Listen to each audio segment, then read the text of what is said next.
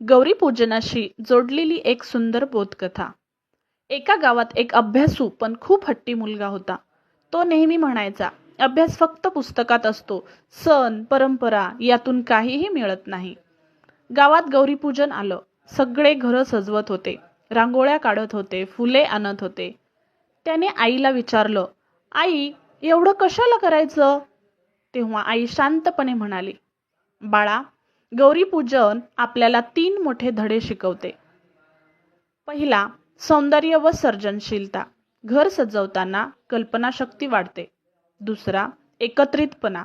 सगळे मिळून काम केल्याने सहकार्य शिकतो आपण। तिसरा, सुख समृद्धीचा संदेश। आई म्हणजे लक्ष्मीचं स्वरूप, तिचा सन्मान म्हणजे स्त्री शक्तीचा आदर। तेव्हा मुलाला उमगलं की सण हे फक्त पूजा नाहीत तर आयुष्य घडवणारे धडे असतात आणि त्याने ठरवलं, अभ्यासाबरोबर संस्कृतीचंही महत्त्व ओळखेल।